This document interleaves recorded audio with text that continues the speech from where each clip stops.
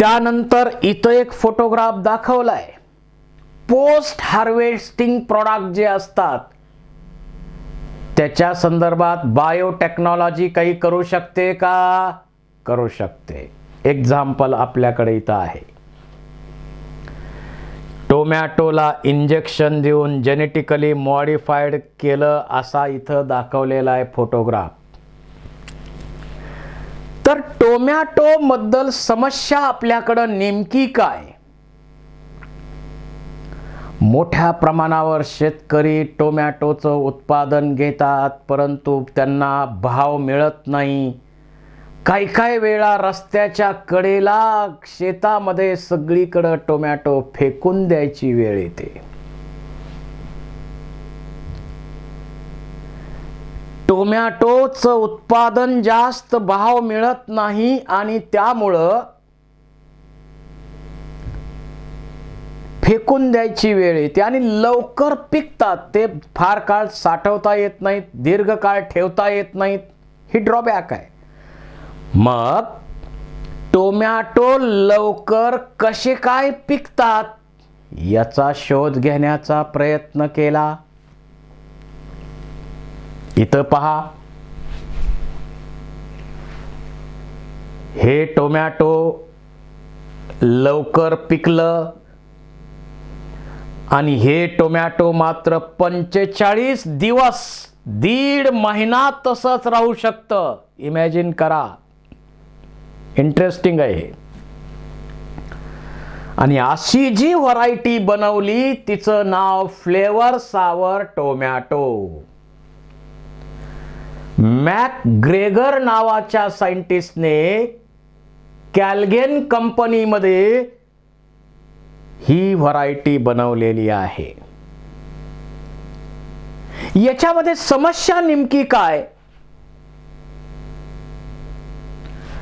Tomato लवकर पिकतात, त्यामुळं लांब कुठंतरी ट्रान्सपोर्ट, जसं हिमाचल काश्मीर मधून सफरचंद आपल्याकडे येतात, आपल्याकडे मार्केटला किती दिवस राहतात, मार्केटमधून घरी आणल्यानंतर सुद्धा सफरचंद बराच काळ टिकतात. तसं आपण त्यांना तुम्ही एक लाल फ्रूट पाठवलंय, आम्ही पण तुम्हाला टोमॅटो पाठवतो असं केलंय का? आपण करू शकतो का? नाही. अहो, पुण्यापर्यंत जाईपर्यंत त्याचा टोमॅटो श्वास होईल, खराब होतील टोमॅटो, ते टिकत नाहीत, लवकर पिकतात. ही समस्या आहे. त्यामुळे इथून आपण हिमाचलला, काश्मीरला टोमॅटो पाठवू शकत नाही. मग का पाठवू शकत नाही? कारण याच्यामध्ये पेक्टिन डिग्रेडिंग एन्झाईम असतं आणि ते एन्झाईम आहे पॉलीगॅलॅक्टोयुरिनेज. हे पेक्टिन डिग्रेड करणारं एन्झाईम टोमॅटो लवकर पिकतात. हे एन्झाईम भरपूर तयार होत असल्यामुळं टोमॅटो लवकर पिकतात. ही समस्या आपल्या लक्षात आली.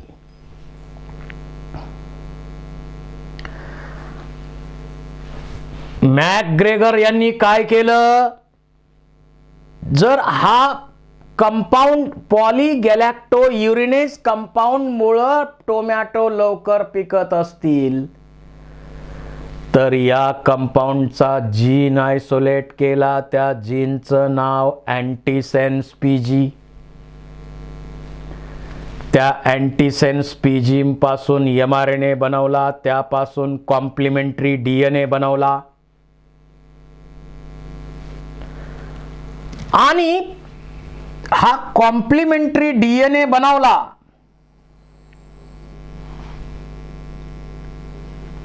त्यानंतर तो जीन त्याच्यामध्ये इन्सर्ट केला, cDNA इन्सर्ट केला. त्यामुळं पॉलीगॅलॅक्टोयुरिनेजचा जीन ऍक्टिव्हेट होऊन ज्यावेळी कधी mRNA बनवेल, त्या mRNAला आपण तिथं सोडलेला कॉम्प्लिमेंटरी DNA बाइंड होईल आणि आपला mRNA सायलेंट केला जाईल. त्याला आपण जीन सायलेन्सिंग म्हणतो. अशा प्रकारे काय ट्रान्सक्रिप्शन झालं, परंतु ट्रान्सलेशन होईल का? नाही. जर ट्रान्सलेशन झालं नाही तर पॉलीगॅलॅक्टोयुरिनेज एन्झाईम बनेल का? नाही. पेक्टिन त्यामुळं डिग्रेड होईल का? नाही. आणि ते टोमॅटो 45 दिवस टिकणार. ज्यावेळी कधी फ्लेवर सावर टोमॅटोची व्हरायटी आपल्या देशात कल्टिवेट केली जाईल, त्यावेळी शेतकऱ्यावर ती वेळ येणार नाही. नाही नाही. निदान या मॅकग्रेगरनं तरी बिचाऱ्यानं शेतकऱ्याची काळजी घेतली असं म्हणता येईल. आपल्यावर त्याचे उपकार आहेत.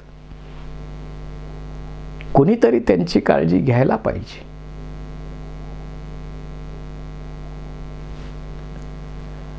तर अशा प्रकारे फ्लेवर सावर टोमॅटो व्हरायटी, त्याचा फ्लेवर बदलला का? नाही. टेस्ट बदलली का? नाही.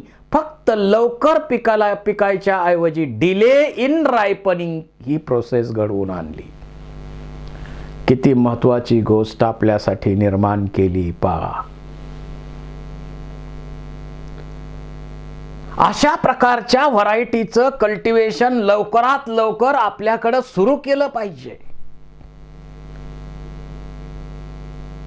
त्या बिचाऱ्या शेतकऱ्यांचे हाल अजून किती दिवस करणार?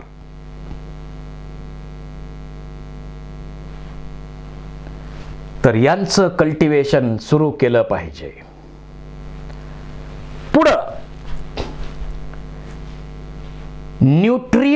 न्यूट्रिशनल व्हॅल्यू चेंज करणं बायोटेक्नॉलॉजीचं एक एम आहे. ते काम सुद्धा आपण केलेलं आहे. आपण आत्ता जो राईस खातो पहा, हा समजा राईस ग्रेन आहे. त्या राईस ग्रेनच्या वरती पिवळ्या रंगाचं एक कोटिंग असतं. त्याला म्हणायचं husk.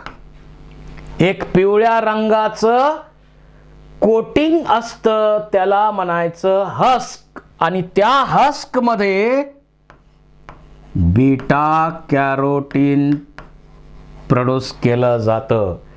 And you know, beta carotene is precursor of vitamin A. या बीटा कॅरोटीन पासूनच व्हिटॅमिन ए प्रोडक्शन होतं. मग आपण काय करतो? मशीनच्या साह्यानं ते हस्क काढून टाकतो. टाकायला तर पाहिजेच. परंतु याचा दुसरा अर्थ असा आहे की त्याच्यावरचं व्हिटॅमिन ए काढून टाकतोय आपण, असाही त्याचा अर्थ आहे. परंतु हस्क असलेलं राईस खा असं आपण कुणाला म्हणू शकत नाही. आपण जर कुणाला म्हटलं तर पहिलं तू खा म्हणणार.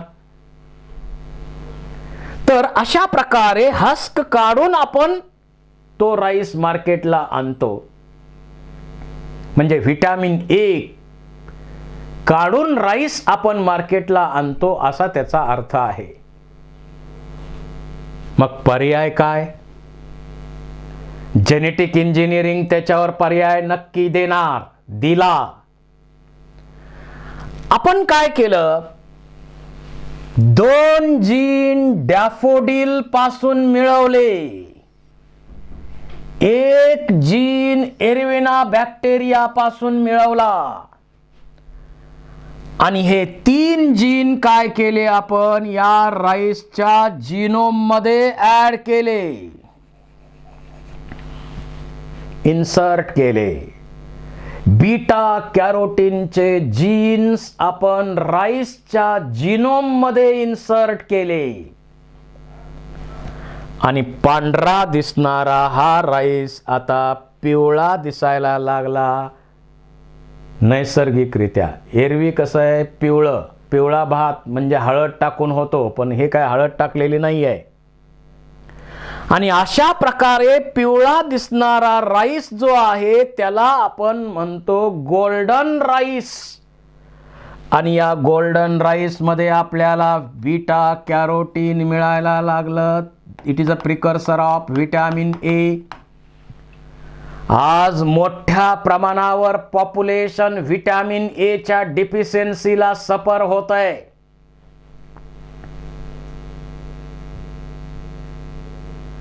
पण ज्यावेळी कधी गोल्डन राईसची व्हिटॅमिन ए रिच व्हरायटी आपण लोकांना देऊ,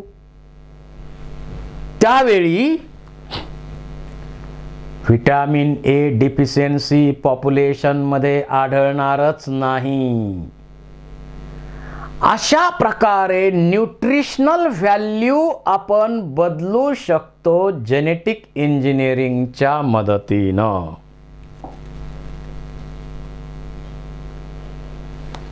अनेक जेनेटिकली मॉडिफाईड ऑर्गॅनिझमचे फोटोग्राफ्स इथं आहेत, ते आपण पाहूया.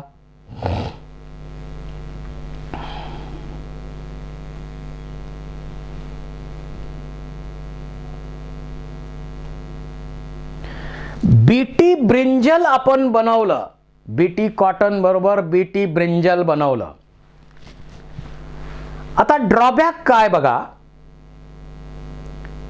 जे नॉर्मल वांग आहे त्याच्यामध्ये कीड लागते.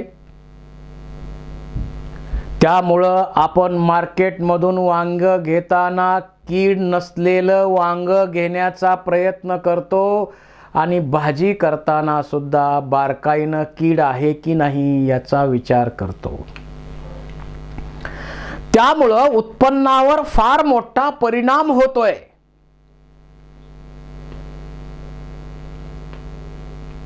उत्पन्नावर फार मोठा परिणाम होतोय. परंतु बॅसिलस थुरिंजेन्सिसचा जीन आयसोलेट केला, व्हेइकल डीएनए बरोबर जोडला, रिकॉम्बिनंट डीएनए बनवलं. ते या ब्रिंजलच्या जीनोम मध्ये ऍड केलं आणि आपण अशी बीटी ब्रिंजल व्हरायटी बनवली.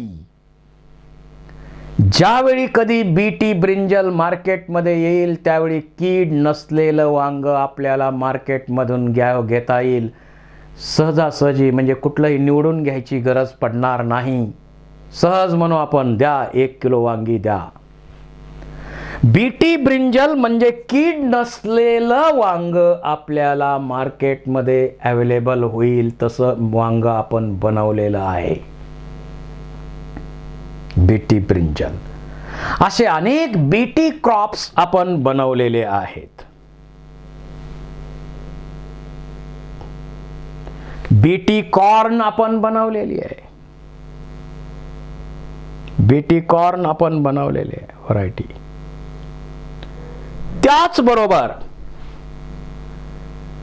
लहान मुलांमध्ये मोठे WHO न काय सांगितलं, लहान मुलांमध्ये डायरियामुळं मोठ्या प्रमाणावर लहान मुलांचा मृत्यू होतो. साधारणतः 2 मिलियन म्हणजे 20 लाख मुलं दरवर्षी डायरियानं दगावतात. आणि त्यांना वॅक्सिन देणं अडचणीचं ठरतंय. तर आपण काय केलं, वॅक्सिनेटेड बनाना बनवलं, एडिबल वॅक्सिन बनवलं, बनानामध्ये इन्सर्ट केलं. बर, केळी खायला कुणालाच प्रॉब्लेम नाही, आपण त्या बेबीला केळी खायला दिली, वॅक्सिनेटेड बनाना खायला दिलं तर त्याला न्यूट्रिएंट्स पण मिळतील. बनानामध्ये सिरोटोनिन सारख्या अत्यंत महत्त्वाच्या हार्मोनची लेवल सुद्धा जास्त आहे की जे आपलं मन शांत निवांत ठेवायला मदत करेल, ॲक्टिव्ह ठेवेल आपल्याला. आणि असं वॅक्सिनेटेड बनाना दिल्यामुळं न्यूट्रिएंट्स पण मिळतील आणि वॅक्सिन पण मिळेल आणि या एवढ्या मोठ्या प्रमाणावर होणारे जे मृत्यू आहेत तेही थांबवता येतील.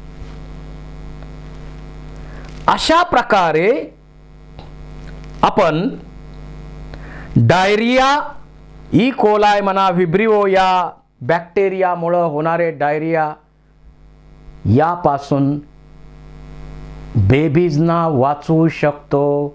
20 लाख बेबी दरवर्षी त्यांचा मृत्यू होतोय. तर असं एडिबल वॅक्सिन देऊन आपण हे थांबवू शकतो. आपण फ्लोरोसंट जीन जर ॲड केला तर ग्रीन फ्लोरोसंट प्रोटीन आणि त्याच्याशी संबंधित, बघा हा स्टोमाटा आहे, हे छोटंसं सिडलिंग आहे, फ्लोरोसंट आहे.